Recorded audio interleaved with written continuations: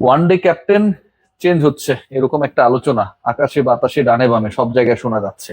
মেহেদী হাসান মিরাজ বাংলাদেশ জাতীয় দলের ক্যাপ্টেন্সি করছেন এবং ওয়ানডে ক্যাপ্টেন হিসেবে যদি মিরাজের যে টেনিউরটা এটাকে বিশ্লেষণ করা হয়, এখন পর্যন্ত আপনাকে মনে হতেই পারে যে Mehidy Hasan Miraz as a captain মানে তার দলের যে সাফল্য সেখানটায় ক্যাপ্টেন হিসেবে তিনি সফল। অস্ট্রেলিয়ার বিপক্ষে বাংলাদেশ জিতেছে, নিউজিল্যান্ডের বিপক্ষে, ওয়েস্ট ইন্ডিজের এগেনস্টে এবং পাকিস্তানের মতো দলের বিপক্ষে টানা 4টা ওয়ানডে সিরিজ জয়ের ক্ষেত্রে আপনি যদি কাউকে ক্যাপ্টেন হিসেবে মানে ওই দলের ক্যাপ্টেন কে ছিল খোঁজার চেষ্টা করেন, the name is one and only Mehidy Hasan Miraz. But Mehidy Hasan মিরাজের ক্যাপ্টেন্সি নিয়ে অনেক ধরনের রিজার্ভেশনস রয়েছে, সেটা দর্শকদের মধ্যে রয়েছে, সাংবাদিকদের মধ্যে রয়েছে এবং সেই রিজার্ভেশনসটা মানে বাইরে যারা যারা আউটসাইডে থাকে, those are not the decision maker of the national team, তাদের মধ্যে থেকে যদি এই একই ধরনের ভাবনা চিন্তা পরিবর্তনের যে ব্যাপারটা এটা ক্রিকেট বোর্ডের ইনসাইডে কাজ করে, তাহলে সেই পরিবর্তনটা কিন্তু আবশ্যকভাবে। আর মেহেদী হাসান মিরাজ এখন পর্যন্ত বাংলাদেশ ক্রিকেট বোর্ডের কান পাতলেই যে আওয়াজটা শোনা যায়, that he is going to lose his captaincy from the one day side.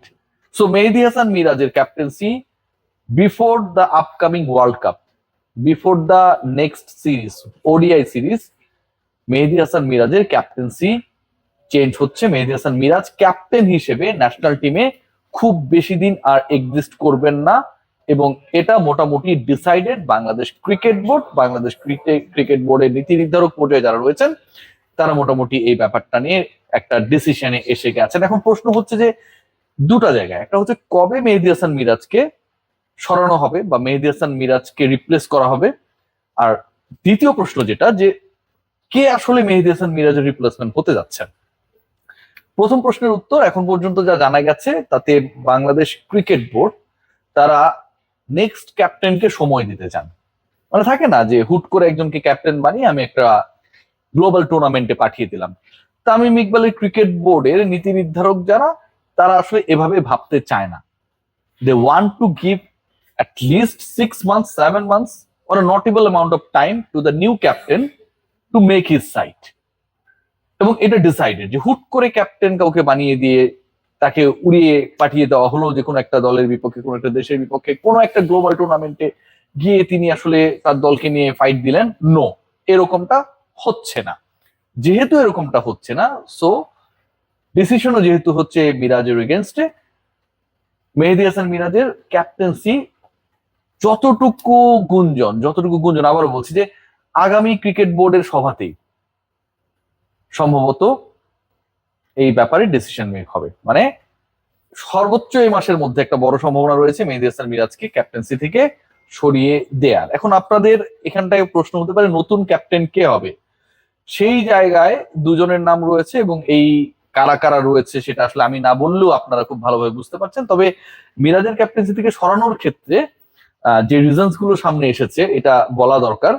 প্রথমত হচ্ছে টিমের উপরে কন্ট্রোল নাই, দলের মধ্যে প্রচুর গ্রুপিং এর এখন পর্যন্ত বাংলাদেশ ক্রিকেট বোর্ডের কাছে যে খবর রয়েছে যে এটা মিরাজ গ্রুপিং করেছে বা মিরাজ কাউকে নিয়ে গ্রুপ বানিয়েছে, ব্যাপারটা এরকমটা না, বাট দলের মধ্যে একটা বিভেদ রয়েছে। Point number 1। Number 2, on field decision making এর ক্ষেত্রে অনেক ক্ষেত্রেই মেহেদী হাসান মিরাজ যে সিদ্ধান্তগুলো ক্রাঞ্চ মোমেন্টে নিয়েছেন সেই সিদ্ধান্তগুলো আসলে খুব বেশি ফলপ্রসূ হয়নি। দলের পরাজয়ের ক্ষেত্রে সেগুলো সিগনিফিকেন্ট রোল প্লে করেছে এবং মেহেদী হাসান মিরাজের অনেক বিতর্কিত সিদ্ধান্ত, অনেক অনফিল্ড সিদ্ধান্ত নিয়ে ডিবেট যেটা সোশ্যাল মিডিয়ায় ক্রিয়েট হয়েছে, মেইন স্ট্রিমে আলোচনা হয়েছে, বাংলাদেশ ক্রিকেট বোর্ডের নীতি নির্ধারকরা সেই ডিবেট গুলোর সাথে একমত। পয়েন্ট নাম্বার 3 যেটা মেহেদী হাসান মিরাজের পারফরম্যান্স, ডেফিনেটলি আপনি ওয়ার্ল্ড কাপকে যদি প্ল্যান করেন ইউ নিড সামওয়ান পারফর্মিং। মেহেদী হাসান মিরাজের পারফরমেন্সকে আপনি খুব খারাপ বলতে পারবেন না যে খুব খারাপ মেহেদী হাসান মিরাজ খেলছে, নো। আবার মেহেদী হাসান মিরাজের পারফরমেন্সকে আপনি খুব ভালো বলতে পারবেন না যে মেহেদী হাসান সুপার পারফর্ম করছে। থাকে না যে মিরপুরে হোম অফ ক্রিকেটে 2018 সালে মিরাজ একলা অনেকটা ভারতের এগেনস্টে সিরিজ জেতালেন, ওই মেহেদী হাসান মিরাজ আর রাইট নাও আমরা যে মেহেদী হাসান মিরাজকে পারফর্ম করতে দেখি, একটা big difference. So Mehidy Hasan মিরাজের পারফরমেন্স, তার নেতৃত্বের যে জায়গা সেই জায়গায় প্রশ্নবিদ্ধ সিদ্ধান্ত নেওয়া এবং দলে গ্রহণযোগ্যতা, এই তিনটা ফ্যাক্টর আলটিমেটলি তার ক্যাপ্টেন্সি হারানোর ক্ষেত্রে একটা বড় সিদ্ধান্ত নেয়ার ক্ষেত্রে ভূমিকা পালন করছে। নাজমুল হোসেন শান্ত এবং লিটন কুমার দাসের মধ্যে কে হবেন ওয়ানডে ক্যাপ্টেন, এই পয়েন্টটা নিয়ে আলোচনা করাটা খুব জরুরি। এবং এখানটায় এখন পর্যন্ত কে এগিয়ে এটা খুবই কনফিউশনের মধ্যে রয়েছে। আপনারা সবাই জানেন যে নাজমুল শান্ত তিনি ওয়ানডে ক্যাপ্টেন্সি করেছিলেন, মিরাজের আগ পর্যন্ত তিনি ক্যাপ্টেন ছিলেন। হুট করে একটা ডিসিশন মেক করা হয়, যে এই সিদ্ধান্তটা বিতর্কিত ছিল, যে হুট করেই মিরাজকে ক্যাপ্টেন্সি দেওয়া হলো, হুট করেই একটা সিরিজের মানে just before 2 or 3 days Najmul Hossain শান্তকে সরিয়ে দেওয়া হলো। That process was not accurate, ওটাকে আসলে সাপোর্ট করার কোনো সুযোগ নেই। বাট এটার সাথে আসলে ক্রিকেটারদের কোনো দোষ নেই, এটা মিরাজেরও সমস্যা না, এটা শান্তরও সমস্যা না। ওই সময় ক্রিকেট বোর্ড এভাবে সিদ্ধান্ত নিয়েছে। সো প্রশ্ন হতে পারে, প্রশ্ন তোলা যেতে পারে, বিতর্ক হতে পারে ক্রিকেট বোর্ডের সেই সময় সিদ্ধান্ত নিয়ে। নাজমুল হোসেন শান্ত আলোচনায় রয়েছেন যেহেতু তিনি দায়িত্বে ছিলেন। আবার নাজমুল শান্তের একটা প্রবলেমের জায়গা রয়েছে, আন্ডার হিজ ক্যাপ্টেন্সি বাংলাদেশ দল মেহেদী হাসান মিরাজের ক্যাপ্টেন্সিতে যতটা সফল, মেহেদী হাসান মিরাজের ক্যাপ্টেন্সিতে টানা 4টা সিরিজ জিতেছে। বাংলাদেশ একটা ভয়ঙ্কর প্রবলেমেটিক সিচুয়েশনের মধ্যে ছিল, আপনারা সবাই জানেন। কারণ হচ্ছে আপনাকে টপ র্যাঙ্ক টিম গুলোর মধ্যে একটা জায়গা থাকতে হবে, টপ 10 এর মধ্যে থাকতে হবে যদি আপনারা সরাসরি বিশ্বকাপ খেলতে পারেন। সো ওই জায়গা থেকে উত্তরণের ক্ষেত্রে কিন্তু মেহেদী হাসান মিরাজ একটা বড় রোল প্লে করেছিল ওই সময়টায়। এবং নাজমুল হোসেন শান্তর সময়ের যে ক্যাপ্টেন্সি, ওই ক্যাপ্টেন্সির সময় আবার বাংলাদেশ তাদের র্যাঙ্কিংটা হারিয়েছিল, বাংলাদেশের অবনমন হয়েছিল। সো নাজমুল শান্ত ক্যাপ্টেন্সির আলোচনায় ভালোভাবে রয়েছে, but as the captain, as a captain of the side, তার পারফরমেন্স, ক্যাপ্টেন হিসেবে performance, not as a batter, সেটা কিন্তু মাইক্রোস্কোপিক লেন্সে দেখা হচ্ছে। লিটন কুমার দাস আরেকটা ক্যান্ডিডেট, এবং লিটন কুমার দাসকে নিয়ে যথেষ্ট আলোচনা রয়েছে। টি-20 ক্যাপ্টেন, আপনারা সবাই জানেন। বাট সাম্প্রতিক সময় লিটনের কিছু অ্যাক্টিভিটি নিয়ে Bangladesh cricket board not that much happy. এবং তার একটা হচ্ছে যে চায়না গমন, হ্যাঁ, চীনে চলে যাওয়া, জাতীয় দলের একজন ক্যাপ্টেন, মানে তার কাছ থেকে অন্তত একটা ডিসেন্ট প্রপোজাল মানে এক্সপেক্ট করেছিল, যে আমি অমুকটা করতে চাই বা অমুক জায়গায় যেতে চাই, ট্রিটমেন্ট করাতে চাই, ঘুরতে যেতে চাই। এটা ক্রিকেট বোর্ডের একটা ডিজায়ার ছিল এবং এটা খুব এক্সপেক্টেড। সেই জায়গায় লিটন কুমার দাস তিনি ভুল স্বীকার করেছেন।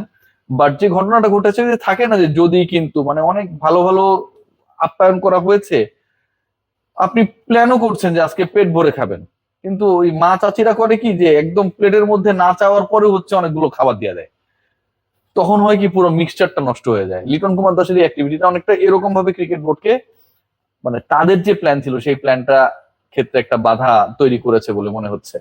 সো লিটন এবং শান্তর মধ্য থেকে কেউ একজন ক্যাপ্টেন হবেন। আর বাংলাদেশের যে আপকামিং সিরিজ, ওয়ানডে সিরিজের আগে নতুন ক্যাপ্টেন মেহেদী হাসান মিরাজ তার কাছ থেকে দায়িত্ব গ্রহণ করবেন। মেহেদী হাসান মিরাজের ক্যাপ্টেন্সি থাকছে না মোটামুটি ডিসাইডেড। এই ব্যাপারে যে কোনো ফার্দার আপডেট আপনারা হয়তো পরের বোর্ড সভা থেকে পেয়ে যাবেন। বাংলাদেশ ক্রিকেট বোর্ড মুখে তালা রেখেছে, বাট ক্রিকেট বোর্ডের ভেতর থেকে এই খবরগুলো, অথবা ক্রিকেটারদের ভেতর থেকে, ক্রিকেটারদের মধ্যে এই গুঞ্জন এবং আলোচনাটা খুব জোরালো হয়েছে যে কে তাদের নতুন ওয়ানডে অধিনায়ক হতে যাচ্ছেন।